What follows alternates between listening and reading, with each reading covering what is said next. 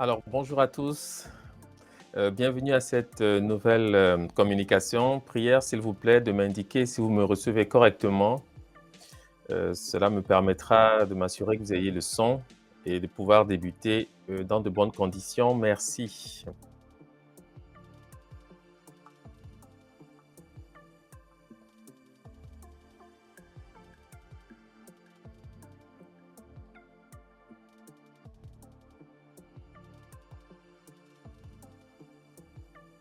OK, donc apparemment vous me recevez, c'est parfait. Merci d'être au rendez-vous, puisque je sais qu'habituellement, ce type d'exercice n'est pas nécessairement annoncé à l'avance. Donc, je me fie davantage à la possibilité que vous ayez de voir ce type de communication en différé que nécessairement en live. Mais cela n'empêche pas, naturellement, d'apprécier les échanges que nous pouvons avoir dans le cadre d'un live, parce que c'est toujours beaucoup plus vivant, évidemment. Cela permet naturellement d'enrichir les discussions qui sont les nôtres. Alors, la communication d'aujourd'hui s'inscrit, à vrai dire, dans la suite de ce que nous avons vu, je crois, il y a 2 semaines. Nous avons abordé un premier volet qui est consacré à la résurrection d'Osiris. Aujourd'hui, j'ai souhaité terminer naturellement ces aspects en bonifiant la communication avec en apportant quelques précisions sur la fête de Noël, puisque vous savez que pour beaucoup de nos congénères, eh bien, nous sommes dans le temps des fêtes. Et j'ai voulu comme ça simplement apporter quelques précisions quant à l'origine de cette fête du point de vue historique, parce il y a naturellement des aspects, j'allais dire, religieux, qui ne peuvent pas être questionnés, puisque il s'agit là naturellement de la manifestation d'une foi. Mais quant à l'histoire, bien sûr, c'est un domaine qui nous intéresse et qui apporte quelques éclairages, disons, quant à l'origine effective de cette fête. Donc voilà le sujet du jour. Je vous prierai naturellement de ne pas hésiter à poser des questions s'il y a des aspects que vous ne comprenez pas très bien. Je prendrai le soin, si possible, de clarifier évidemment les propos quand cela sera nécessaire. Donc nous allons pouvoir débuter, hein. Merci encore une fois, je l'ai dit, d'être présent. Alors comme je l'ai dit en introduction, cette communication s'inscrit à la suite d'une série consacrée à Osiris, on va l'appeler de cette façon, puisque c'est un mot que vous connaissez et qui est du relief, disons, du registre, si on veut, de l'égyptologie. Donc cela permet en fait de savoir de quoi nous parlons, même si, évidemment, il peut y avoir d'autres manières de nommer on va dire, ce personnage qui est une figure essentielle de la civilisation des bords du Nil, de la civilisation égyptienne et des peuples soudanais en général, puisque au sein des traditions subsahariennes, il apparaît de diverses manières et sous divers noms, en quelque sorte, en sachant naturellement que le hiéroglyphe, tout au moins le groupe hiéroglyphique qui permet de le nommer, trouve d'une intelligence dans la quasi-totalité des langues que nous parlons actuellement au sud du Sahara. Ce sont des sujets que nous avons abordés il y a quelques semaines déjà, donc j'espère que vous êtes aussi dans cette suite, car je ne veux pas nécessairement revenir à chaque fois sur des éléments que nous avons déjà pu aborder. Et comme j'ai dit en introduction également, j'ajouterai donc à cette seconde partie consacrée à la résurrection d'Osiris un aspect qui concerne les origines de cette fête que nous appelons Noël aujourd'hui, qui est une fête importante pour les chrétiens et qui, bien sûr, possède quelques éléments historique quant à ses origines. C'est principalement ces aspects que nous allons éclairer aujourd'hui. Je le fais également à la demande d'un certain nombre de personnes qui suivent nos travaux et qui ont souhaité avoir quelques précisions concernant cette fête, puisque la question se pose aujourd'hui de savoir s'il est réellement d'un intérêt quelconque que de célébrer ce moment, ou si ceci s'inscrit plutôt dans une sorte d'habitude qui tarde à être remise en question. Voilà. Donc le travail que je vais faire aujourd'hui, c'est essentiellement un travail historique, sans prétention bien évidemment, mais ce sont des faits que je vais exposer sans nécessairement faire de commentaires, car j'estime qu'à la suite de ces faits, chacun saura naturellement se faire une idée plus ou moins claire, plus ou moins juste de ce que c'est finalement que cette célébration que nous appelons Noël en français. Donc, je commencerai par dire ceci. Alors, ce sont des notes qui proviennent d'un ouvrage important intitulé Le Rameau d'or, écrit par James George Fraser, qui a fait un travail remarquable euh, dans le registre, disons, de la religiosité de l'Antiquité, et qui annonce ceci de prime abord. Dans le calendrier julien, qui précède le calendrier grégorien, qui est celui actuellement en vigueur dans le monde occidental, dans le calendrier julien, on regardait le 25 décembre comme le solstice d'hiver. Enfin, je pense que chacun le sait et ce n'est pas une découverte. Parce qu'il faut premièrement indiquer que, bien sûr, ce sont les astres et le comportement du soleil en particulier qui fixent les fêtes. L'inverse n'est pas vrai. Il faut toujours partir d'un paradigme objectif et savoir que ce sont les astres, c'est-à-dire le calendrier qui nous donne les fêtes religieuses, puisque la religion procède essentiellement de l'observation des astres. Dans le calendrier julien, on regardait le 25 décembre comme le solstice d'hiver. On y voyait la nativité du soleil, parce que les jours commencent à s'allonger et le soleil à briller avec plus d'éclat à partir de ce point tournant de l'année. Dans le calendrier julien, on regardait le 25 décembre comme le solstice d'hiver. On y voyait la nativité de l'astre du jour, c'est-à-dire du soleil, parce que les jours commencent à s'allonger et le soleil à briller avec plus d'éclat à partir de ce point tournant de l'année. Le rituel de la nativité, tel qu'on le célébrait en Égypte, était remarquable, nous dit Fraser. Les fidèles se retiraient dans certains sanctuaires secrets, d'où ils sortaient à minuit en poussant des cris stridents. La Vierge a enfanté, la lumière croît. Naturellement, la Vierge dont il est question, bien sûr, c'est celle qui reste dans l'histoire comme étant Isis. C'est ainsi qu'elle est nommée en égyptologie. Ça, je le dis comme ça pour précision, car vous devez savoir que les observations chrétiennes s'inspirent grandement de la tradition ancestrale des peuples soudanais, notamment des anciens Égyptiens. Okay? Bon. Le rituel de la nativité, tel qu'on le célébrait en Égypte, était remarquable. Les fidèles se retiraient dans certains sanctuaires secrets, d'où ils sortaient à minuit en poussant des cris stridents. La Vierge a enfanté, la lumière croît. Les Égyptiens représentaient même le soleil nouveau-né par l'image d'un petit enfant qu'ils montraient à ses adorateurs le jour de sa naissance au solstice d'hiver. Il s'agit bien évidemment ici d'Harpocrate, c'est-à-dire Horus le jeune, Horus l'enfant, fils d'Isis et Osiris, né faible des membres inférieurs. Pourquoi faible des membres inférieurs? Certains auteurs y voient une association avec le temps, précisément, disons, de l'hiver, et, disons, ses caractéristiques. Hein. Pour le cas qui nous occupe, il n'est pas évidemment nécessaire d'aller dans le détail, étant entendu que les auteurs que j'annonce sont pour vous des ressources qui vous permettront de poursuivre cette conversation ou d'enrichir ces connaissances si c'est un sujet naturellement qui vous intéresse. Le rituel de la nativité, tel qu'on le célébrait en Égypte, était remarquable. Les fidèles se retiraient dans certains sanctuaires secrets, d'où ils sortaient à minuit en poussant des cris stridents. La Vierge a enfanté, la lumière croît. Voilà ce que disaient les anciens Égyptiens. Les Égyptiens représentaient même le soleil nouveau-né par l'image d'un petit enfant qu'ils montraient à ses adorateurs le jour de sa naissance au solstice d'hiver, c'est-à-dire au 25 décembre, pour que les choses soient bien évidemment claires pour chacun. Que nous dit la Bible par rapport à cette date qui passe donc pour être la date de la nativité, c'est-à-dire le jour de naissance du personnage biblique de Jésus? Voilà. Que dit la Bible? La naissance de Jésus est évoquée dans les deux seuls évangiles de Luc et Matthieu. La naissance de Jésus est évoquée dans les deux seuls évangiles de Luc et Matthieu.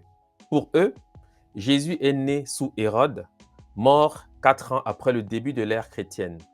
Selon Luc et lui seul, la naissance de Jésus a lieu lors d'un déplacement de ses parents à Bethléem, dont Joseph, son père, mettra des guillemets, puisque vous savez naturellement qu'il a une paternité qui n'est pas celle qui est énoncée ici, puisqu'il passe pour être le fils de Dieu. Bon. Donc, selon Luc et lui seul, la naissance de Jésus a lieu lors d'un déplacement de ses parents à Bethléem, dont Joseph, son père, est originaire, pour cause de recensement ordonné par Quirinius, gouverneur de Syrie. Or, depuis l'historien Flavius Joseph, que certains d'entre vous connaissent sans doute, qui a vécu autour du 1er siècle, nous savons que le recensement de Quirinius a eu lieu en l'an 6 ou 7 après le début de l'ère chrétienne. Ce qui a, évidemment, du point de vue des historiens, levé une question. Jésus est-il né en l'an 4 avant Jésus-Christ, c'est-à-dire avant lui-même, ou en l'an 6 ou 7 après lui-même? En tous les cas, c'est là un questionnement qui a intéressé plusieurs auteurs et évidemment, on en vient à la conclusion qu'il subsiste une forme d'obscurité autour de ces questions, puisque le texte biblique lui-même, de ce point de vue-là, n'a pas une cohérence qui peut être observable, puisqu'on observe dans le texte, et je le dis ici d'après des auteurs qui se sont penchés sur cette question, car évidemment, ce n'est pas ma libre pensée que j'exprime dans ce contexte, c'est simplement le travail des historiens, des théologiens qui se sont inquiétés de ces questions que je suis en train ici de rappeler. Donc la naissance de Jésus dans la Bible est évoquée dans les deux seuls évangiles de Luc et Matthieu. Pour eux, Jésus est né sous Hérode, mort 4 ans après le début de l'ère chrétienne, 4 ans avant le début de l'ère chrétienne, pardon. Et selon Luc et lui seul, la naissance de Jésus a lieu lors d'un déplacement de ses parents à Bethléem, dont Joseph, son père, est originaire, pour cause de recensement ordonné par Quirinius, qui était à l'époque gouverneur de la Syrie. Or, depuis l'historien Flavius Joseph, qui a vécu autour du 1er siècle, nous savons que le recensement de Quirinius a eu lieu en l'an 6 ou 7 après le début de l'ère chrétienne.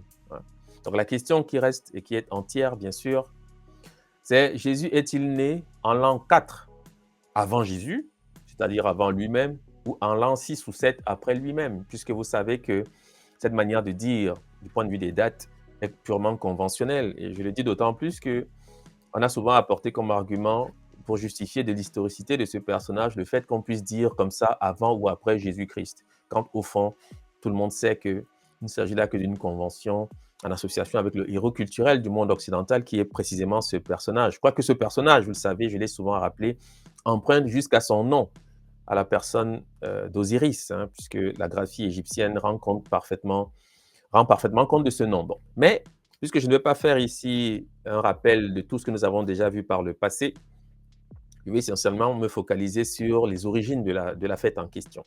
Voilà.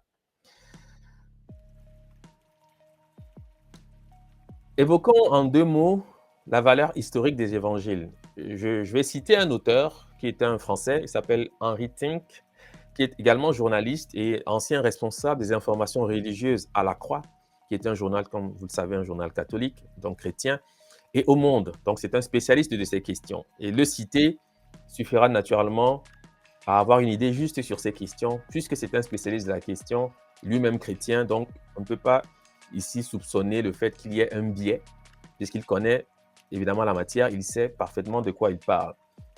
Donc, voici ce qu'il nous dit à propos de la valeur historique des évangiles. Faut-il s'étonner de tant d'imprécisions sur le lieu et la date de la naissance de Jésus? Question qu'il pose. Non, répond-il, car l'origine de la plupart des héros de l'Antiquité est souvent inconnue. Ici, je souligne le fait qu'il fait allusion précisément à la notion de héros, puisque le personnage biblique de Jésus, je l'ai souvent rappelé à maintes occasions, est un héros culturel, et à proprement parler, le héros culturel de l'Europe occidentale, parce que c'est avec ce personnage biblique que l'Europe occidentale entre dans l'histoire, à travers notamment l'appréciation des empereurs romains qui vont en faire, je parle ici de la chrétienté, qui vont en faire la religion d'État. Donc c'est un héros culturel, au même titre qu'un bon nombre de personnages dans l'histoire, parce que souvent on a cru qu'il s'agissait d'un personnage historique, quand cela n'enlève rien quant à l'efficience éventuelle d'une foi qu'on peut consacrer à cette religion, mais il faut quand même rester, enfin il faut savoir dans quel champ on se situe, soit on parle de religion, soit on parle d'histoire. Mon travail, dans ce contexte, évidemment, relève une perspective historique, raison pour laquelle je prends le soin de citer des auteurs qui ne m'ont pas laissé penser que j'ai vis-à-vis de ces questions des idées préconçues, parce que j'ai quand même étudié la question, mais je préfère naturellement donner la parole à ceux qui ne peuvent pas être soupçonnés d'un quelconque biais, on va dire ça comme ça. Ok. Bon, voici ce qu'il est dit. Faut-il s'étonner de tant d'imprécisions sur le lieu et la date de la naissance de Jésus?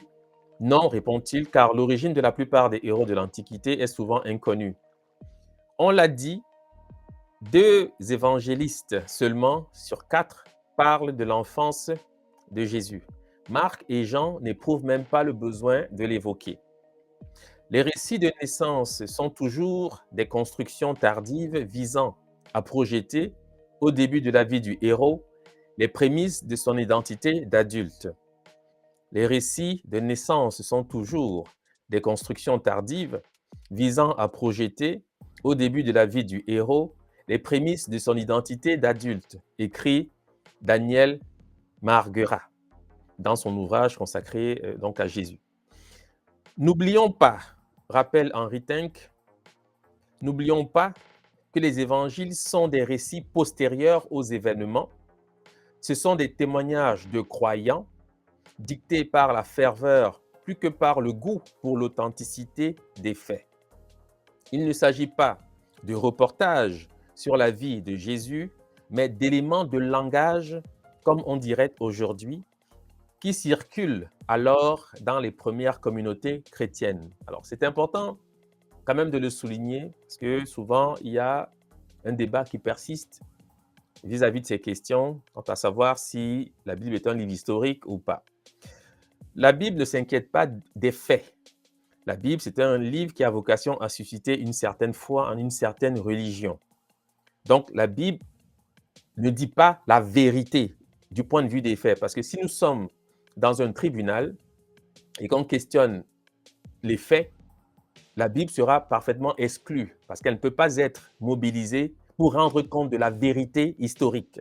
Je le dis selon cette perspective, ce qui n'enlève rien quant au mérite, j'allais dire, de la foi qu'elle peut susciter. Parce que je sais très bien que pour beaucoup de personnes, évidemment, c'est un livre qui passe pour être la parole de Dieu. Voilà. Mais en tant qu'historien, je suis bien obligé de reconnaître que de cette perspective-ci, qui est celle aussi des théologiens, parce qu'il faut bien dire qu'ici, ce n'est pas moi qui m'exprime, hein, c'est encore l'occasion de rappeler que la Bible, ce n'est pas la vérité historique. C'est une vérité visant à susciter une foi en une certaine religion, mais ce n'est pas l'histoire, ce n'est pas la vérité historique telle que l'histoire s'est produite sur Terre. Hein. C'est important quand même de le rappeler. Je le dis comme ça pour que chacun sache précisément de quoi nous parlons.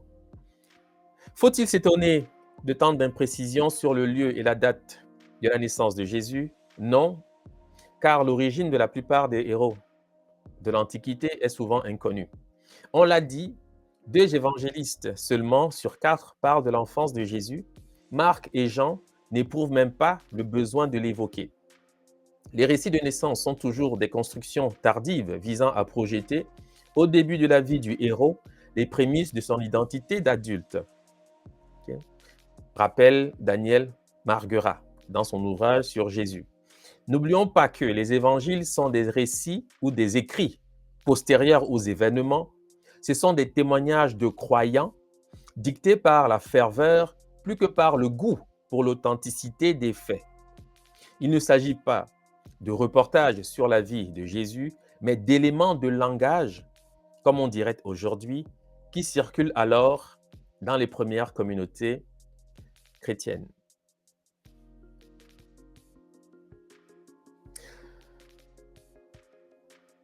À l'origine, au 1er siècle, les chrétiens ne fêtent pas Noël. Origène, qui est un père de l'Église, au 3e siècle, déclare même que c'est une pratique païenne, entre guillemets, que de fêter les anniversaires en général. C'est-à-dire, lorsque vous fêtez par exemple aujourd'hui votre anniversaire, pour Origène, c'était une pratique païenne. Bon, c'est quand même important de le rappeler. C'est-à-dire qu'au début de la chrétienté, évidemment, ce n'était pas là une observation courante. Au contraire, ceux qui ont initié cette manière de percevoir la divinité étaient parfaitement contre le fait de fêter les anniversaires. À l'origine, au 1er siècle, les chrétiens ne fêtent pas Noël. Origène, au 3e siècle, déclare même que c'est une pratique païenne que de fêter un anniversaire. La fête du triomphe de la lumière sur la nuit, c'est-à-dire cette fête qu'on appelle aujourd'hui Noël, vous devez savoir que la base spirituelle, religieuse de cette fête, c'est la fête du triomphe de la lumière sur l'obscurité, devenue la fête de Noël, avait lieu le 25 décembre à Rome, jour de Sol Invictus, c'est-à-dire le soleil invaincu, qui était une divinité importante pour les Romains. Et cette même fête avait lieu le 6 janvier, selon le calendrier qui est le nôtre aujourd'hui, en Égypte, jour réputé être le jour de la naissance d'Osiris. C'est important quand même de le souligner, peut-être que je reviendrai plus tard sur ces aspects pour préciser 2-3 choses, mais c'est quand même important de savoir que pour les anciens Égyptiens, le jour de la naissance d'Osiris, c'est-à-dire le jour du triomphe, le jour de la fête du triomphe de la lumière sur les ténèbres, c'était le 6 janvier. Quand je dis c'était, ce n'est pas comme si ça a changé. C'est encore le 6 janvier si on souhaite être dans l'orthodoxie égyptienne, bien évidemment. C'est en 274 de l'ère actuelle que l'empereur Aurélien déclare le culte de Mithra, religion d'État, donc il va remplacer Sol Invictus. Mithra, c'était une divinité majeure, on va dire d'Orient, en particulier chez les Perses, qui va être importée à Rome, mais dont les aspects principaux sont ceux des cultes osiriens. Je le dis comme ça rapidement parce que ce n'est pas vraiment le sujet, mais c'est important que vous sachiez qu'il y a là une proximité naturelle avec l'Égypte pharaonique, de par même la signification du nom de Mithra, parce que le nom de Mithra signifie, dit-on, ami, mais beaucoup d'autres choses également. Et c'est de ce nom d'ailleurs que vient le thème du martyr. Mais c'est un aspect que je ne veux pas vraiment détailler aujourd'hui. Bon. C'est en 274 de l'ère actuelle que l'empereur Aurélien déclare le culte de Mithra, religion d'État, et fixe sa célébration le jour du solstice d'hiver, c'est-à-dire le 25 décembre. À partir du IVe siècle, les chrétiens, cherchant un jour pour célébrer la naissance de Jésus, avancent plusieurs dates, parce qu'il y a eu une dispute en fait. Certains prétendaient que ce jour correspondait au 6 janvier, pour les références égyptiennes, d'autres le 25 mars, d'autres le 10 avril. Et c'est vers 354 que l'empereur Constantin fixe la date de Noël au 25 décembre.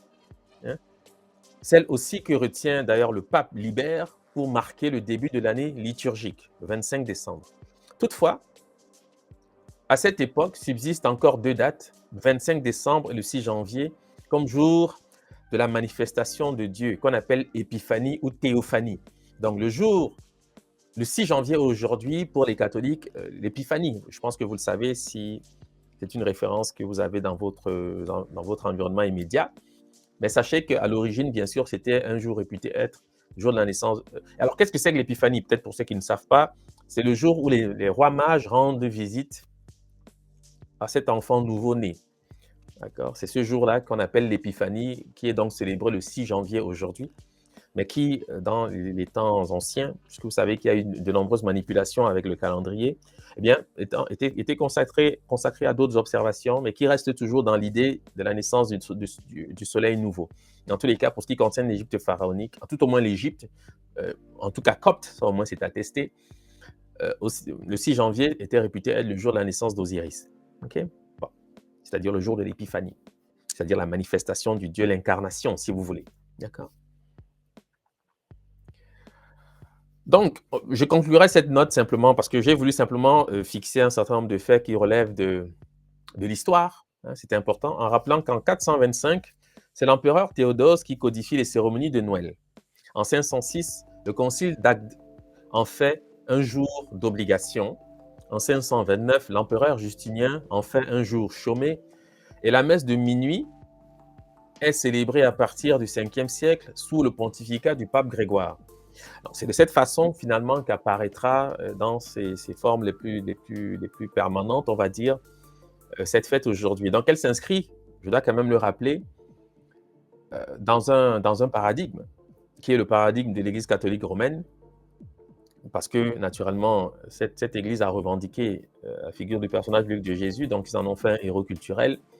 Voici pourquoi, dans ces perspectives, il est toujours bon quand même de se poser la question.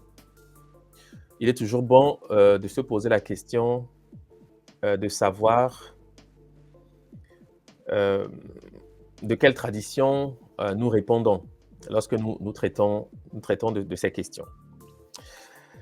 Voilà. Le solstice d'été correspond au moment de l'année où le soleil monte au plus haut dans le ciel et éclaire pendant une durée maximale l'un des deux hémisphères. C'est donc le jour le plus long de l'année. Dans l'hémisphère nord, il se produit le 21 ou le 22 juin. Dans l'hémisphère sud, le 21 ou le 22 décembre.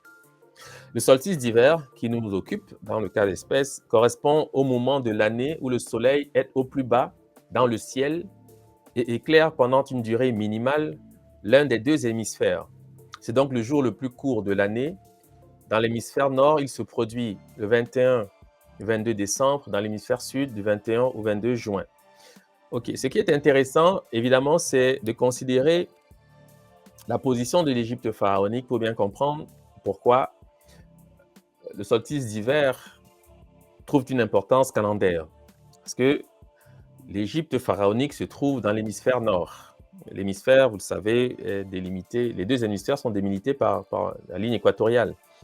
Et la civilisation a pris naissance dans l'hémisphère nord, puisque l'humanité est née dans l'hémisphère nord. Je dois quand même le dire, quand on regarde l'Afrique, la région équatoriale est coupée en deux par la ligne équatoriale, bien évidemment. Mais les pays comme le Kenya, le Tchad, où sont attestés les artefacts les plus anciens, en tous les cas à date, peut-être que les choses vont évoluer ensuite, montrent quand même que l'humanité a prospéré dans la partie, je vais dire nord, entre guillemets, parce que tout est une question de perspective, dans la partie nord du continent noir. D'accord? C'est la raison pour laquelle vous avez donc cette coïncidence entre ce que disent les anciens Égyptiens et évidemment ce que retiendront également les Romains qui s'inscrivent dans les mêmes perspectives du point de vue de la position, j'allais dire géographique d'une certaine façon. Voilà. Donc c'est quand même important aussi de le savoir que la Terre est quand même une sphère et que tout ceci est parfaitement conventionnel. Ce n'est qu'une manière finalement de simplifier un ensemble de faits qui relèvent non seulement de la course des astres, mais également du comportement annuel de notre planète, qui est la planète Terre. Okay? Mais ce que je voulais simplement attirer, disons, ce que je souhaitais souligner, c'est le fait simplement d'indiquer que les anciens Égyptiens à cette époque avaient une célébration. Alors, de quoi s'agit-il? Même si je ne vais pas aller dans le détail, l'époque consacrée à cette période dans le calendrier égyptien, tout au moins remaniée éventuellement par les Coptes, concerne un mois que les égyptologues appellent le mois de Tibi.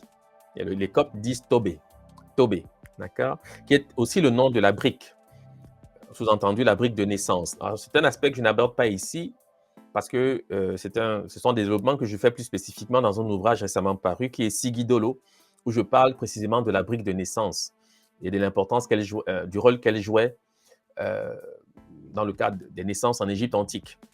Tobé, c'est le nom de la brique en copte, mais c'est aussi le nom de ce mois. Et c'est aussi un mot qui, dans les perspectives d'homophonie, se rapporte à la notion de repentance, puisque dans les langues soudanaises en particulier, on dit toubi pour signifier la repentance, se repentir, chercher le pardon, etc. Donc, évidemment, en copte également, d'ailleurs, on dit tebo ou tobé pour signifier la purification. Donc, c'est un temps qui est éminemment consacré à la notion de purification. C'est quand même ce que je voulais dire, même si je ne vais pas dans ce détail, car ici, il est essentiellement question de rappeler les origines de cette fête qu'on appelle Noël, motif pour lesquels j'ai sollicité pour appuyer un certain nombre de faits qui relèvent de l'histoire, certains éléments qui nous viennent de la Bible, puisque la Bible, jusqu'à récemment, pour certains, passe pour être un livre historique. Eh bien, il faudrait quand même qu'on ait, de ce point de vue, une perspective objective, ou bien comprendre qu'il faut dissocier, quand vient le temps de questionner l'histoire, les éléments qu'on peut trouver dans la Bible, qui est un livre avec son importance, certes, mais quand même censé susciter la foi en une certaine religion, et qui n'est pas l'histoire tout court, parce que l'histoire, évidemment, si on souhaite rappeler les éléments historiques, si on souhaite rappeler les éléments qui relèvent de l'histoire, il est encore possible de le faire à travers des travaux conduits par des théologiens sur ces questions, et ça existe.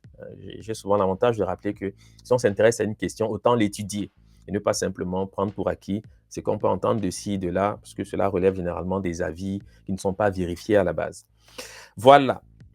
Donc, sujet achevé, sujet clos. J'espère que j'ai apporté quelques éléments de précision, car ce n'est pas vraiment ce que j'avais prévu d'aborder aujourd'hui. Nous abordons maintenant la seconde partie de cette communication, et je commencerai par rappeler ce texte, qui est également un texte de Fraser, qui dit ceci. Dans ce récit de la fête, ici, il parle d'une fête importante en Égypte, qui était la fête du mois de Koyak, c'est-à-dire la fête, j'allais dire, qui va devenir la fête des morts, puisque c'était autour du mois d'octobre que ceci avait lieu, c'est-à-dire la mort symbolique du soleil, autrement dit la mort d'Osiris, était célébrée à cette époque. Dans ce récit de la fête du mois de Koyak, tiré de la grande inscription de Dendera, l'enterrement d'Osiris occupe une place importante, tandis que sa résurrection est plutôt impliquée qu'exprimée. Dans ce récit de la fête, tiré de la grande inscription de Dendera, l'enterrement d'Osiris occupe une place importante, tandis que sa résurrection est plutôt impliquée qu'exprimée. Mais ce qui manque à ce document est largement compensé par une remarquable série de bas-reliefs qui accompagnent et illustrent l'inscription. Ces bas-reliefs montrent, en une série de scènes, le Dieu mort étendu sur sa bière, emmailloté comme une momie, puis se levant de plus en plus haut.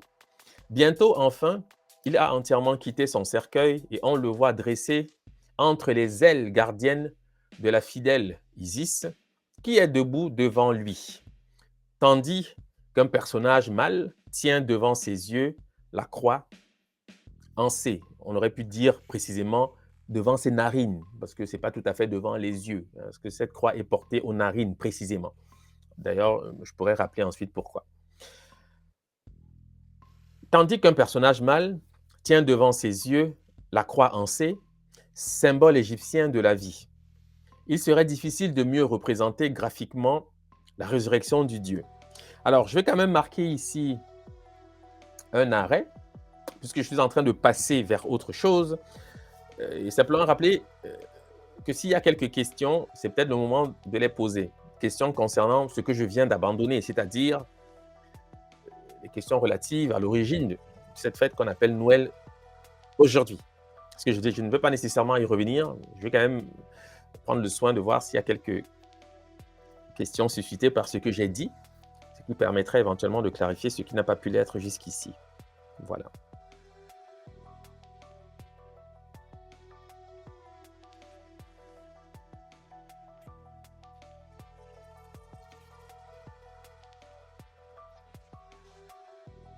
Alors, il y a Ulrich qui pose une question sur l'Apocalypse. Mais Ulrich, je simplement te rappeler que ce n'est pas vraiment le sujet. On pourrait aborder ça dans d'autres circonstances, mais je souhaite juste garder le focus sur ce que j'ai abordé aujourd'hui comme thème. Donc, je te prierai d'être éventuellement patient. On pourra revenir sur ces questions. Mais ce n'est pas vraiment une communication sur les éléments bibliques, parce que je n'en suis pas un spécialiste, loin de là. Donc, pour faire me garder de m'aventurer sur des sujets que je ne maîtrise pas. J'aime mieux le dire de cette façon. Même si j'ai quelques avis sur ces questions, évidemment, mais ce n'est pas le lieu réellement d'en parler, puisque ce n'est pas le sujet du jour.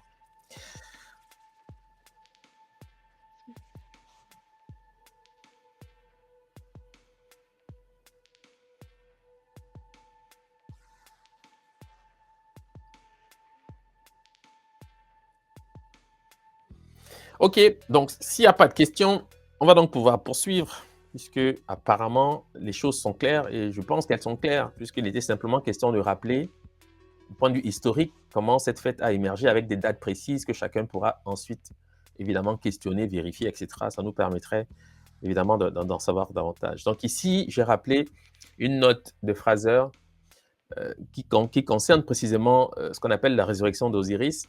Et il décrit donc une Isis qui a des ailes, enfin, qui est dressée. Enfin, je vais juste relire le texte pour cette partie.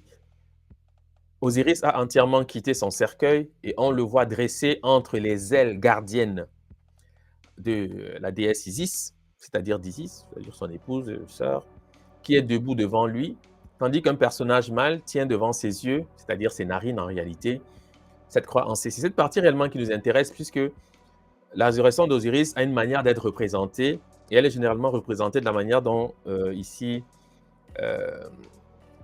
se fait en quelque sorte le rappel, puisque ce que dit Fraser est observable notamment au temple de Dendera en Égypte, où on trouve donc Isis souvent en train d'encadrer Osiris avec ses ailes. Il faut bien comprendre de quoi il s'agit et pourquoi cette manière de présenter la chose apparaît quand on parle précisément de la résurrection d'Osiris. Pour ce faire, il y a quelques représentations aussi qui confortent précisément cette manière d'envisager la résurrection d'Osiris. Ici, par exemple, vous avez le pectoral d'un roi, c'est le roi que les égyptologues appellent Toutankhamon, où on trouve Isis et Nephthys, c'est comme ça que les égyptologues nomment ces personnages, qui encadrent un symbole important qui est le pilier sacré d'Osiris, que les égyptologues appellent le pilier Djed. C'est le pilier sacré d'Osiris qui est manifestement et évidemment lié à la résurrection d'Osiris, puisque vous savez qu'il y avait une cérémonie très importante qui avait lieu dans la ville de Memphis, où il était précisément question de l'érection du pilier d'Osiris qui manifestait effectivement de la résurrection du dieu Osiris. Donc, cette scène rend parfaitement compte de cette idée. Voilà pourquoi elle peut servir de guide, elle peut servir à illustrer ce que dit Fraser relativement à ce qu'on observe sur les bas-reliefs qui nous viennent du temple de Dendera. Parce que ce pilier sacré d'Osiris incarne Osiris lui-même. C'est une image permanente d'Osiris.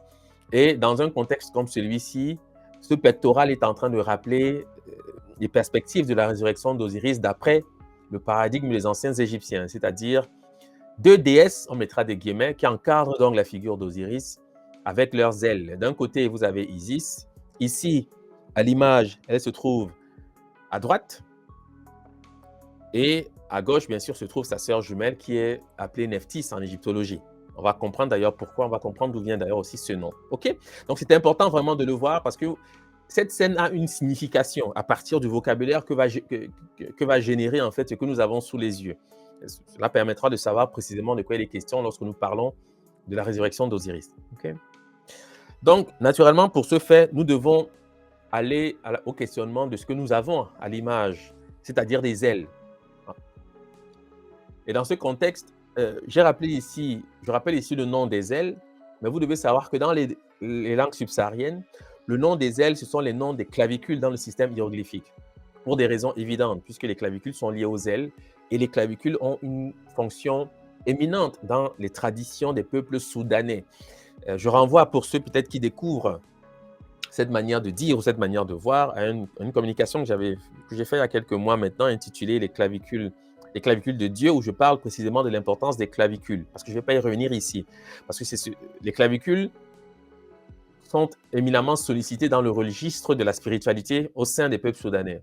Dans les clavicules résident en quelque sorte les éléments spirituels de l'être humain. OK?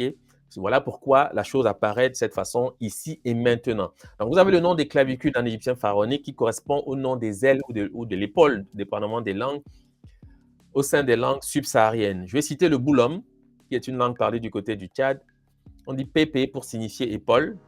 Quand en Bassa, par exemple, qui est une langue réputée bantou, on dit papa, c'est-à-dire lipapa, si vous voulez, pour signifier les ailes. Sachez que c'est le même mot, c'est une duplication d'un même phonème. En lori, c'est pape, pour signifier les ailes. En Bobangui, lipapu, pour signifier les ailes. En Lubwizi, et papa, les ailes. On dit siriku, en Angola. Lipepe, c'est l'épaule. Donc, aile, épaule et éventuellement clavicule portent le même nom dans ce contexte.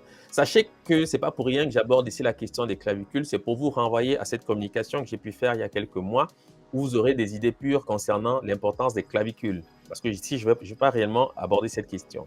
Mais ce qui est intéressant, c'est qu'on observe qu'au sein des langues subsahariennes, le nom des ailes coïncide avec le nom, pour l'instant, dirons-nous, du vent, c'est-à-dire du souffle en réalité. C'est une remarque importante. C'est une remarque importante parce que la description de la résurrection d'Osiris, où on trouve Osiris encadré par des ailes, vous devez savoir que ces ailes qui encadrent Osiris sollicitent les mots du souffle vital, les mots du souffle. Raison pour laquelle vous avez également un personnage qui porte la croix en C aux narines d'Osiris. D'accord? Parce que cette croix en C, qui a le sens générique de vie, incarne ce qu'on appelle le souffle vital. D'accord? Et qu'est-ce que c'est que ce souffle vital? J'en ai parlé il y a quelques temps maintenant. Le souffle vital n'est que le mélange, je dirais ça de cette façon, le mélange des 4 éléments fondamentaux. Et j'ai toujours rappelé qu'il faut bien faire la césure entre ce que nous appelons l'air en français et le souffle. Parce que dans les constructions spirituelles soudanaises, subsahariennes en général, l'air, ce n'est pas le souffle. L'air, c'est un élément, c'est l'un des 4 éléments fondamentaux qui, avec la terre, l'eau et le feu, mélangés ensemble, forment ce qu'on appelle le souffle vital. D'accord? Donc, le souffle que nous respirons, c'est qui nous permet de vivre. C'est une somme, c'est un mélange. C'est un mélange des 4 éléments fondamentaux, mélange évidemment spirituel, puisque le mot même, la notion de spiritualité vient de l'idée esprit. Et dans les langues subsahariennes, pour signifier esprit ou pour signifier vent, évidemment, ou souffle, évidemment, c'est le même mot. Ici, je donne quelques exemples. En Munu Kutuba, on va dire Mupepe pour signifier le vent. En Lingala, c'est Mupepe pour signifier le vent. Je rappelle que c'est le nom que portent les ailes. Hein. Si vous êtes attentif, vous le voyez d'ailleurs à l'image. En Kibembe, Mupepe, c'est le vent, c'est l'air, c'est le souffle. En Kituba, Mupepe, c'est la même chose. En Swahili, c'est Pepo, qui signifie esprit. Donc vous voyez, ce que je rappelais ici tout à l'heure, c'est simplement de signifier que dans les langues subsahariennes, notamment les langues de la zone dite Bantou, on utilise le même mot pour signifier le souffle ou pour signifier esprit. D'accord? Et en Shambhala, c'est une mutation phonétique sur laquelle j'attire votre attention parce que c'est le Swahili Pepo qui devient Peo pour signifier à la fois vent ou esprit. Okay? Pour signifier à la fois vent ou esprit. Dans les langues subsahariennes, évidemment, c'est le même mot. Et ce mot est en relation avec le nom que portent les ailes. Parce que, évidemment, dans la perspective des ailes, on comprend bien que les ailes battent. Donc, cela suppose qu'elles agitent un souffle.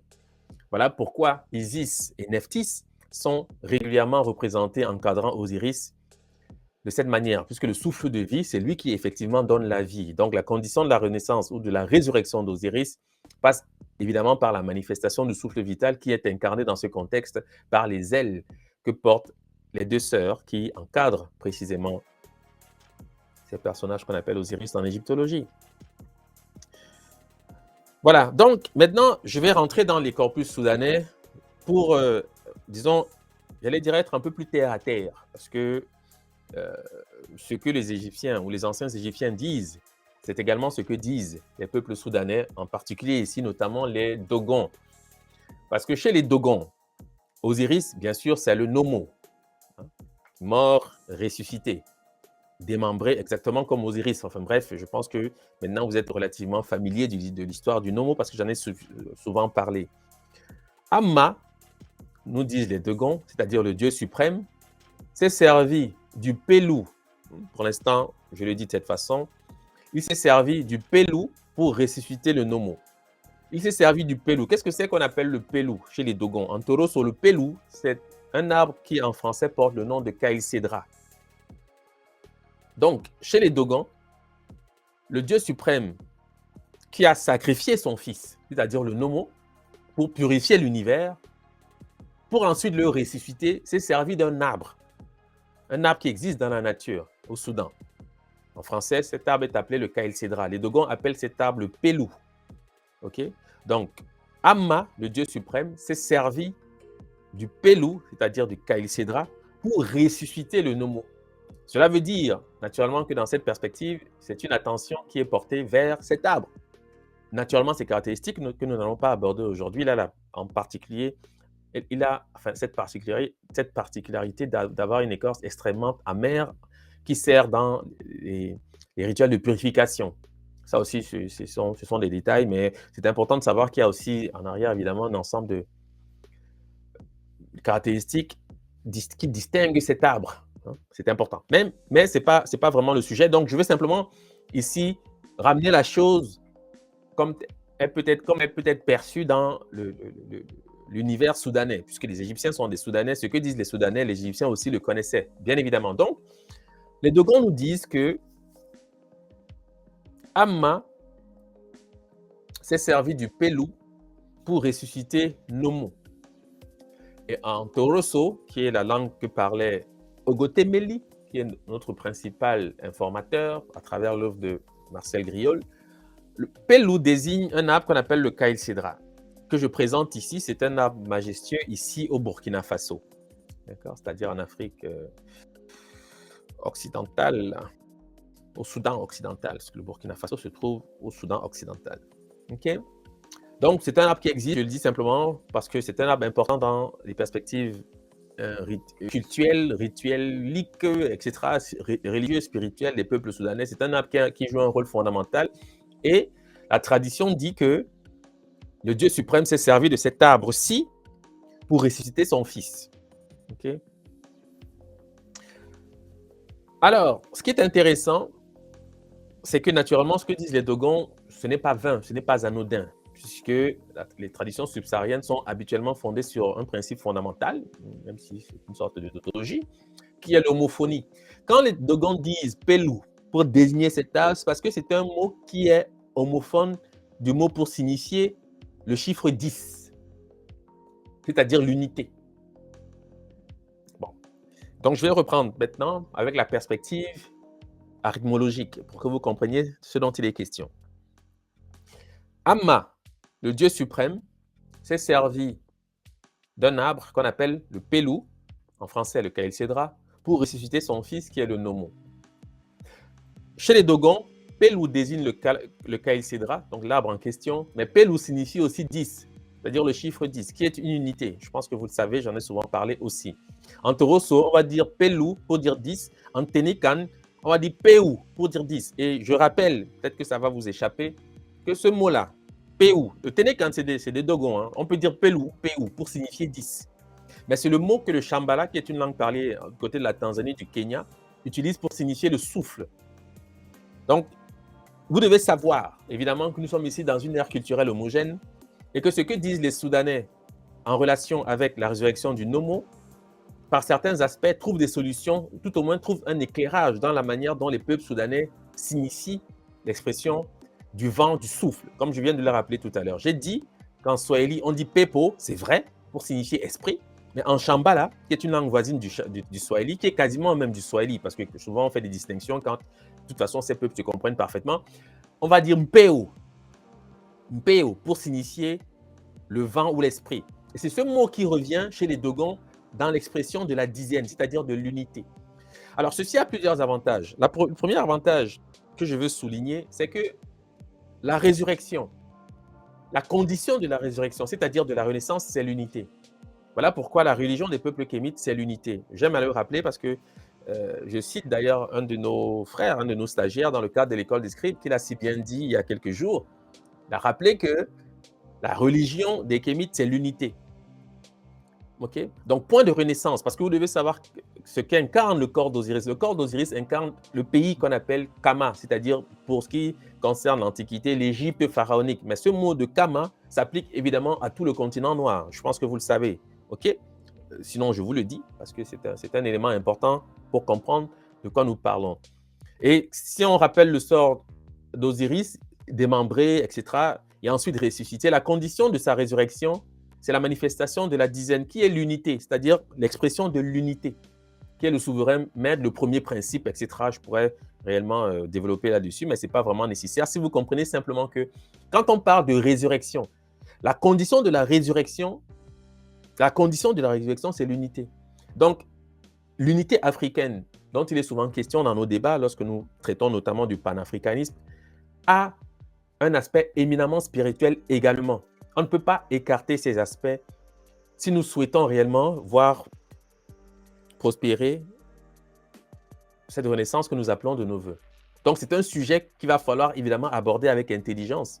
Parce qu'on ne peut pas seulement envisager cette renaissance en parlant exclusivement de choses qui sont parfaitement, c'est-à-dire qui ne viennent chercher réellement personne dans ce qu'ils ont de plus intime, c'est-à-dire la spiritualité. C'est la raison pour laquelle il faut bien avoir de ces questions des idées claires. Et bien savoir qu'il y a une condition pour que l'Afrique renaisse. D'après les paradigmes ancestraux, ce n'est pas mystérieux. Il suffit simplement de questionner les éléments qui nous viennent de l'Égypte pharaonique, le souffle vital en association avec le principe de l'unité, car l'unité, c'est la vie. Voilà pourquoi il y a une association avec le souffle vital. Cela est lié, même si vous ne le percevez pas, ce n'est pas très grave, mais au moins je suis en train de le dire et vous saurez peut-être faire des recherches ensuite pour bien comprendre ce que je dis. Sinon, dans le cadre des cours, éventuellement, nous pourrons revenir là-dessus. Mais ce sur quoi moi je voulais principalement insister aujourd'hui, c'est de dire que Osiris ressuscite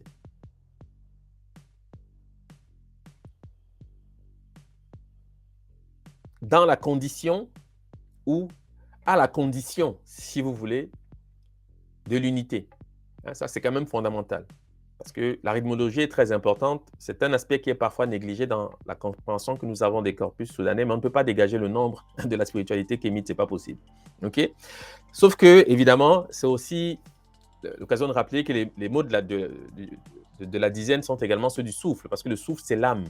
Et l'âme est liée à l'unité. C'est même le premier principe. Enfin, on pourrait développer ensuite, je l'ai dit, parce que c'est très dense.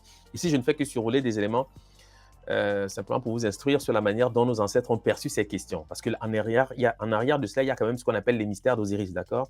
Donc, ce sont des choses extrêmement denses, extrêmement importantes. En termes de développement, on ne peut pas vraiment aller dans tous les détails ici, mais au moins, vous avez les éléments clés. L'association que nos ancêtres font entre le souffle vital et le principe de l'unité, et qui est, par voie de fait, la condition de la renaissance, la condition de la résurrection. Eh bien, on comprend que dans la pratique quotidienne, il faut bien qu'il y ait une juste compréhension de ce que c'est que l'unité africaine, entre guillemets, c'est-à-dire l'unité des peuples noirs, des peuples kémites, pour effectivement parvenir à la matérialisation de cette renaissance que nous appelons. Elle n'aura pas lieu si nous ne le comprenons pas. C'est une évidence. Je ne pense que je n'ai même pas besoin de philosopher longtemps là-dessus. OK? Donc, je l'ai dit, en Ténécan, on dit Péou pour signifier 10. C'est un dialecte de Dogon, il y en a un certain nombre. Et chez les Bantous, entre guillemets, les peuples du côté de l'Afrique, la région des Grands Lacs, Mpéo, qui est le même mot, sachez-le, et c'est à dessein que c'est fait de cette façon, pour signifier le vent, l'esprit, l'air, etc. Voilà. Donc, ce qui permet d'établir un nœud, tout au moins une introduction qui va nous conduire à une meilleure compréhension de ce que c'est que cette résurrection d'Osiris qui est le modèle qui donne naissance à toutes les résurrections ensuite, évidemment. Voilà, donc maintenant je vais faire un développement. On n'était pas obligé de le faire, mais je vais quand même insister sur 2-3 aspects pour vous parler de quelque chose en particulier. Vous verrez quoi. Mais je vais commencer par vous rappeler comment les anciens Égyptiens signifiaient respirer ou souffler. D'accord? Puisque on porte cette croix en C qui incarne le souffle vital aux narines d'Osiris. C'est intéressant de savoir comment nos ancêtres signifiaient le fait de respirer ou de souffler.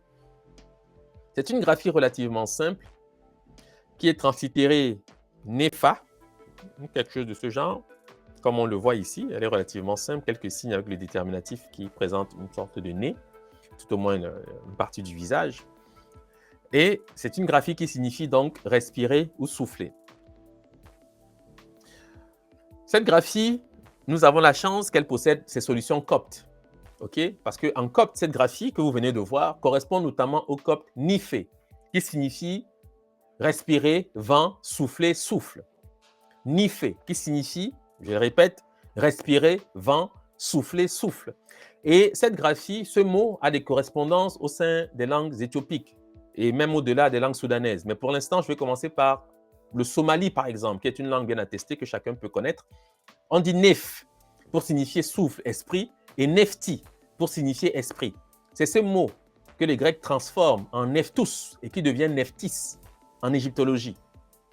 Voilà pourquoi elle intervient dans le relief de la résurrection d'Osiris. On la trouve en train de battre des ailes autour d'Osiris parce qu'elle incarne le souffle, l'esprit, c'est-à-dire l'âme du monde. Je m'arrête ici parce que, évidemment, c'est des éléments peut-être que vous n'aurez pas en totale compréhension, donc ce n'est pas nécessaire de compliquer les choses. En Somalie, on dit également naf pour signifier âme et nafti pour signifier l'âme. Je répète, vous devez savoir que c'est de là que vient le nom Nephthys. Quand on dit Nephthys, ce n'est qu'une corruption de ce mot-ci pour signifier esprit ou souffle, ok, au sein des langues éthiopiques en particulier. Mais le même mot, nifé, en copte, correspond au bambara noufié, qu'on peut traduire par souffler dans l'expression, par exemple, noufielan, qui signifie le mouchoir, c'est-à-dire ce dans quoi on souffle, l'instrument dans lequel on souffle, le mouchoir, parce que lan, c'est l'expression de l'instrumental en bambara. D'accord? Et en bambara, on dit noufié pour signifier littéralement le vent du nez. On peut traduire en français par le souffle si vous voulez. Mais on dit aussi fiez-nous pour dire le nez du vent. Et je vais vous expliquer pourquoi. Parce qu'en fait, on inverse parfois les phonèmes pour signifier quelque chose de particulier. Mais pour l'instant, je vais donc reprendre ce que je suis en train de dire. Je vous ai présenté une graphie égyptienne. Cette graphie égyptienne a une solution en copte. Le copte nous dit nifé pour signifier respirer, vent, souffler, souffle. Ce mot apparaît notamment en Somalie sous la forme nef ou nefti pour signifier esprit, souffle, âme, etc. comme vous le voyez. Le même mot apparaît en bambara, qui est une langue soudanaise bien connue, parlée par une majorité de Maliens aujourd'hui, par exemple. On va dire noufier, qu'on traduit en français par souffler. On dira par exemple noufielan pour signifier le mouchoir. En bambara, on dit noufier, pour signifier littéralement le vent du nez. Pourquoi? Parce que nous, en bambara, c'est le nez. Fien ou fier, si vous voulez, c'est le souffle, qu'on peut traduire par le vent si on le souhaite. Voilà pourquoi on dit vent du nez, mais c'est le souffle, d'accord? Et en bambara, on dit fienu pour signifier nez du vent, ce qui en français n'a aucun sens. Parce qu'en réalité, vous devez savoir que la perspective, c'est l'inverse, c'est-à-dire le vent du nez, autrement dit le souffle. Mais on dit effectivement fienu. Je vais vous expliquer pourquoi et dans quel contexte. Bon. Je présente ici un relevé des nombres bambara. Vous avez 8 signes.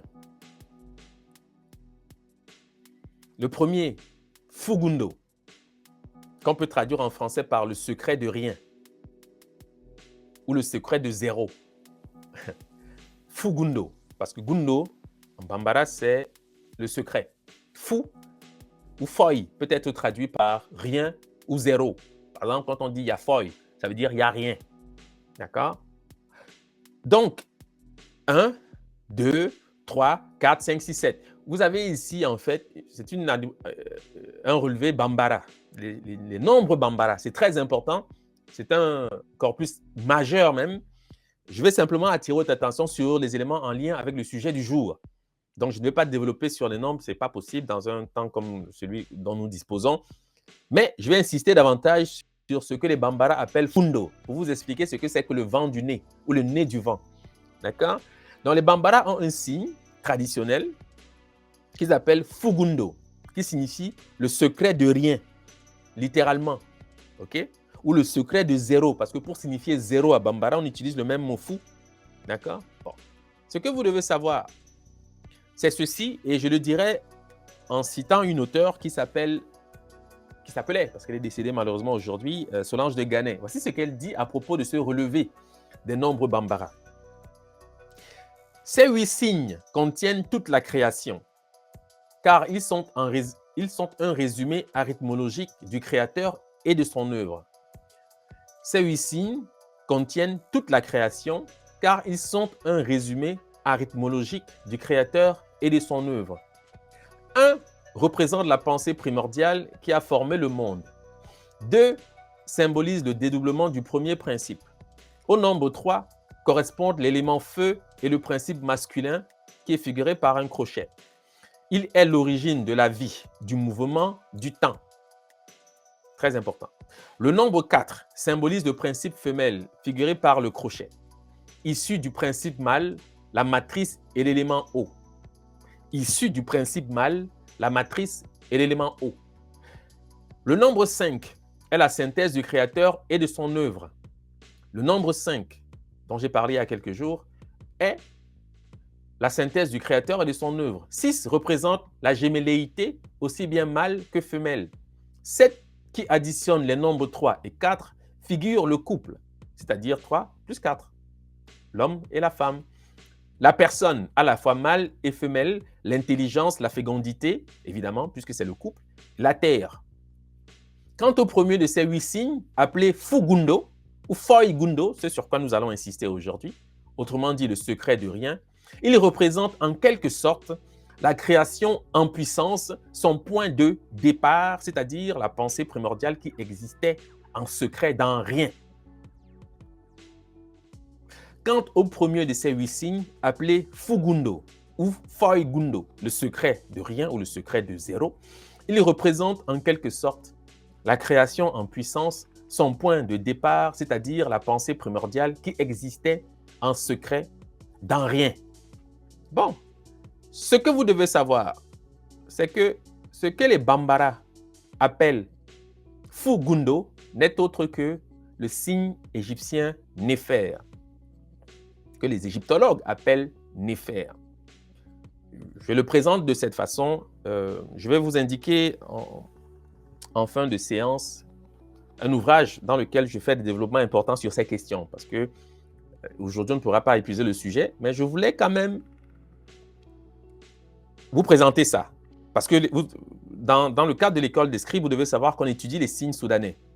Donc, je me suis senti quand même un peu la nécessité de vous expliquer ceci en relation avec le sujet du jour, c'est-à-dire la résurrection d'Osiris. Vous allez comprendre peut-être mieux ensuite. Et si ce n'est pas le cas, ce n'est pas grave. Je vous inviterai à ce moment-là à poursuivre cette conversation dans le cadre des ouvrages. Voilà. Parce que je ne pourrais malheureusement pas être plus long. Ce n'est pas vraiment possible. Mais j'en dirai suffisamment au moins pour clarifier mon propos. Donc, je dis ceci. La graphie Bambara que vous avez ici, à l'extrême gauche, qu'on appelle Fugundo, correspond à la graphie égyptienne que les égyptologues appellent Néfer. C'est exactement la même chose. Même si vous ne le percevez pas a priori, sachez qu'à l'étude, c'est exactement de cela dont il est question. Ça, c'est clair.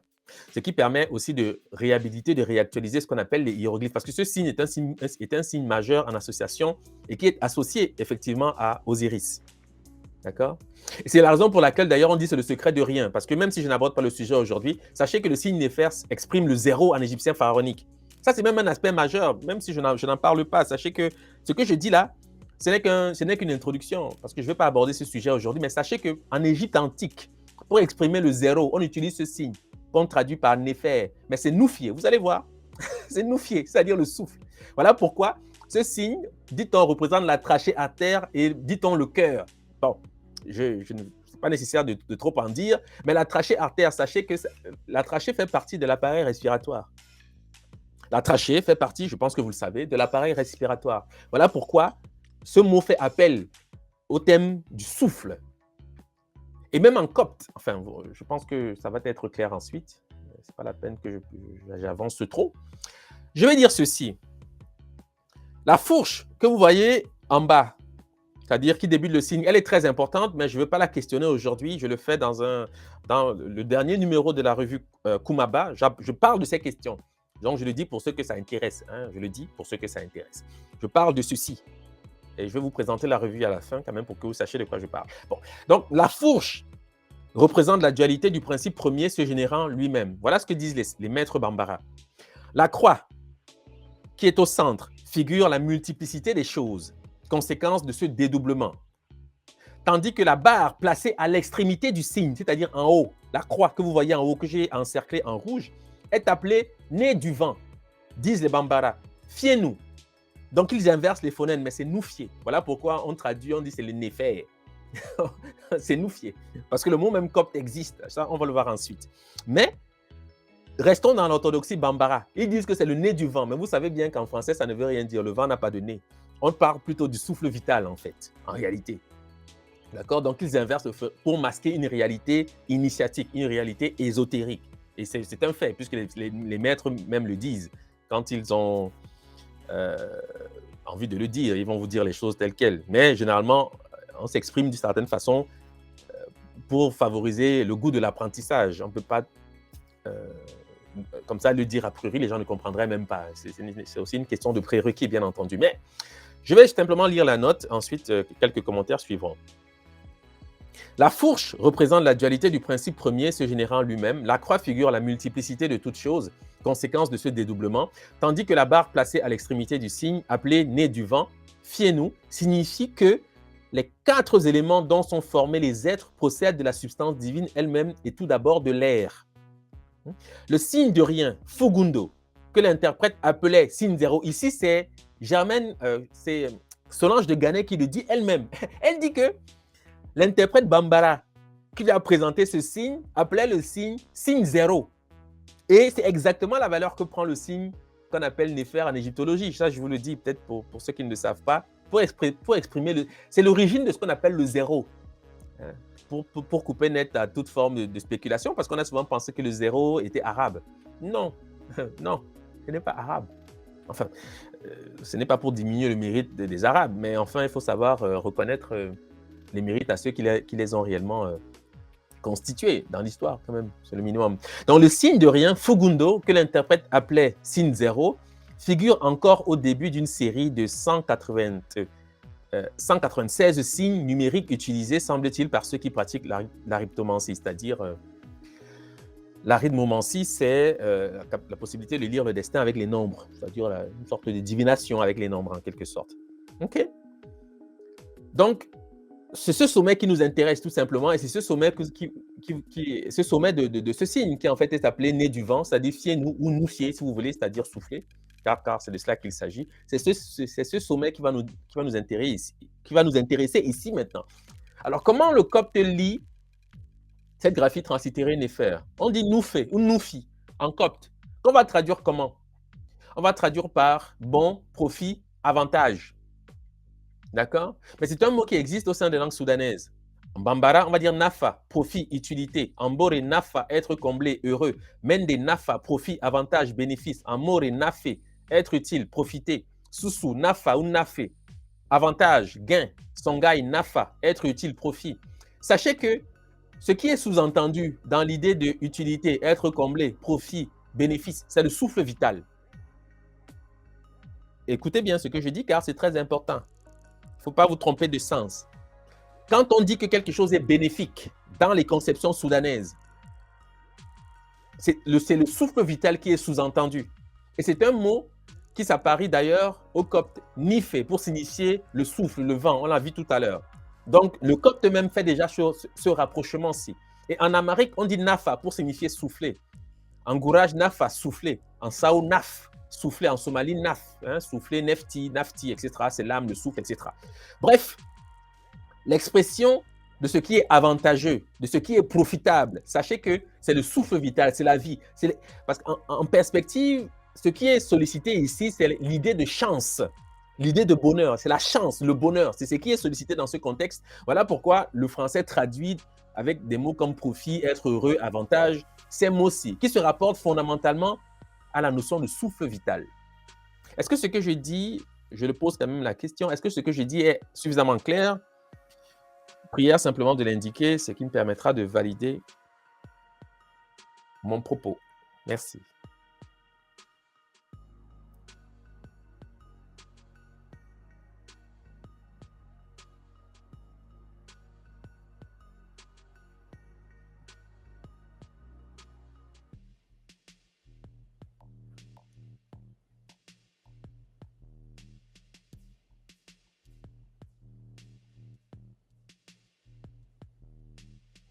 Alors, mon frère Jolo me pose la question de savoir quel lien on peut faire entre le Néfer et la musique. Ben, c'est un lien qui est fondamental parce que le souffle est associé à la musique, mais ce serait long. Naturellement, un développement de cette nature serait très long. Oui, mais il y a effectivement un lien parce que le souffle est lié à la musique, aux vibrations. Voilà, les cordes vocales sont associées aux cordes des instruments à cordes, évidemment. Voilà, c'est ce que je peux dire.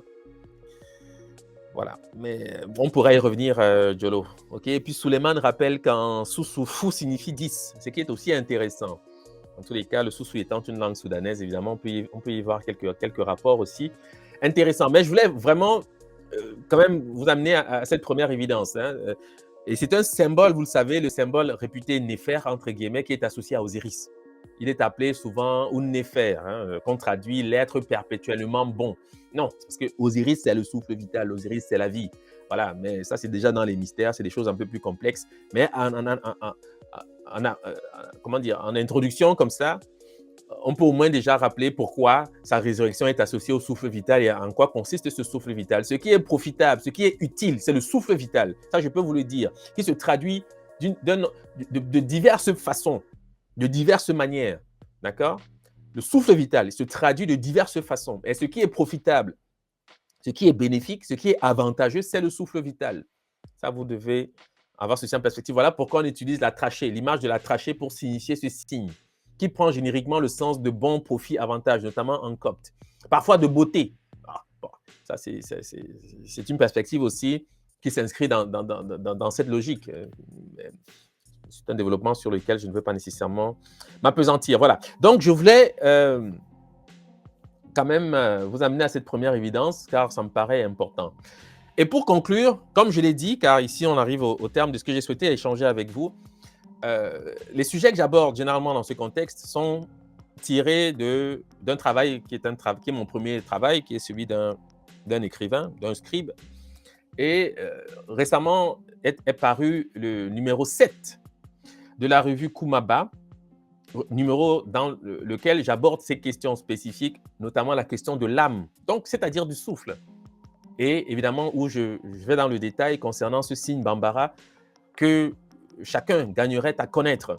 Parce que quand on dit que les signes soudanais sont les hiéroglyphes, ce n'est pas simplement une vue de l'esprit, c'est une question maintenant d'étude.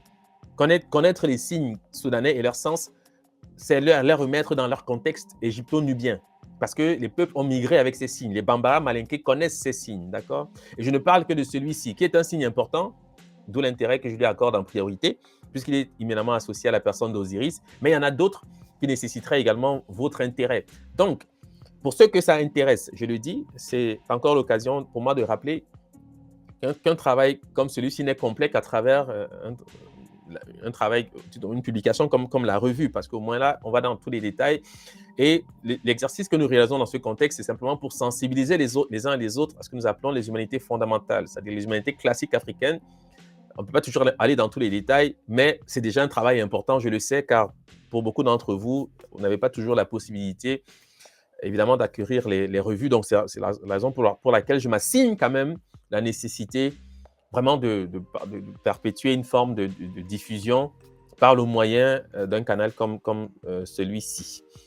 Voilà. Donc, je le dis, pour ceux qui souhaitent poursuivre cette conversation, la revue existe et elle est faite réellement pour cela. Et je remercie évidemment ceux qui sont abonnés, ceux qui s'intéressent à ces travaux, car naturellement, sans eux, un travail comme celui-ci n'aurait aucune possibilité d'être fait. Voilà, je tiens quand même aussi à le souligner, tout en remerciant évidemment ceux qui nous soutiennent dans cette démarche et qui sont d'un soutien crucial, évidemment. Voilà, et pour conclure, bon, je rappellerai simplement les événements à venir.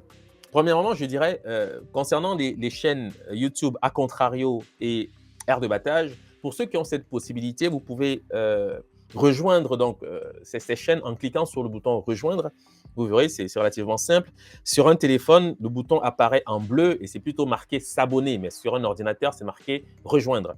Et vous verrez, c'est une manière pour nous aussi d'assurer de la régularité du travail que nous faisons dans ce contexte-ci, parce que nous voulons nous avons pris l'engagement d'assurer au moins une communication chaque semaine, ce qui permettrait voilà, de pérenniser un travail de diffusion qui pour nous est majeur, car la plupart des éléments que nous abordons dans un contexte comme celui-ci ne sont pas connus du grand public. Et c'est par l'intérêt réellement que vous accordez à ce travail que le plus grand nombre de personnes peuvent être sensibilisées à ces questions qui nous paraissent fondamentales dans le cadre de ce que nous appelons la Renaissance africaine. Donc, ceux qui ont cette possibilité, prière donc de cliquer, de vous abonner euh, aux chaînes, que ce soit à contrario ou air de battage, car ces communications sont diffusées en simultané sur ces deux canaux. Et pour ceux qui sont sur Facebook, eh bien, vous pouvez encore vous rabattre sur YouTube si vous avez cette possibilité. Cela permettrait évidemment de nous accompagner dans cette recherche qui, tout au moins, constitue l'essentiel de notre sacerdoce depuis déjà quelques années. Voilà. Donc, à venir, vous avez plusieurs choses. Donc, premièrement, le voyage en Égypte, dont les inscriptions sont ouvertes jusqu'à la fin du mois de janvier, je l'ai dit, parce que le temps commence à filer. C'est un voyage essentiellement en Haute-Égypte avec une excursion au Caire pour visiter le musée du Caire et naturellement les pyramides qui se trouvent du côté du plateau de Gizeh. C'est un séjour qui est pensé avec une formule croisière. Donc, nous séjournons sur un bateau qui va remonter le Nil parce que nous avons voulu que ceci ait l'aspect de la vie vécue par nos ancêtres, puisqu'ils n'avaient pas évidemment de car, ils n'avaient pas de voiture, ils se déplaçaient sur le Nil et c'est intéressant de vivre ces expériences et de voir les temples depuis aussi les perspectives de nos ancêtres, c'est-à-dire depuis le Nil, qui est un fleuve majestueux. Je pense que vous le savez. Et voilà. Donc, les inscriptions pour le voyage en Égypte, organisé par l'association Ndjeli, sont ouvertes jusqu'à la fin du mois de janvier. Pour toute information, d'ailleurs, je vais l'inscrire ici pour ne pas l'oublier. Pour toute information, vous pouvez communiquer avec l'association à l'adresse indiquée ici, njel.yi@yahoo.com. njel.yi@yahoo.com pour vous inscrire. Toute information, c'est le canal privilégié dans ce contexte. Ensuite de cela, nous avons également la Kumaba 2022, qui est notre rencontre annuelle, notre rencontre scientifique annuelle qui aura lieu l'année prochaine au mois de juin au Sénégal, qui nous fait d'ailleurs l'honneur de nous accueillir au Monument de la Renaissance. Donc cet événement aura lieu au Monument de la Renaissance même.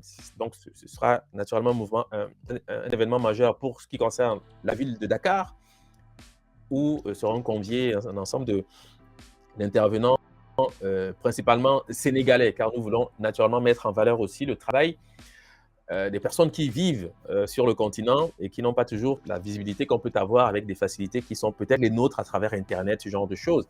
Donc, voilà. Pour ceux qui souhaitent nous accompagner dans ce cadre-là, car à côté de la Kumaba, qui est l'événement scientifique, évidemment, nous aurons d'autres événements, d'autres activités pour aller à la découverte du Sénégal et de ce qu'il peut offrir d'intéressant à visiter.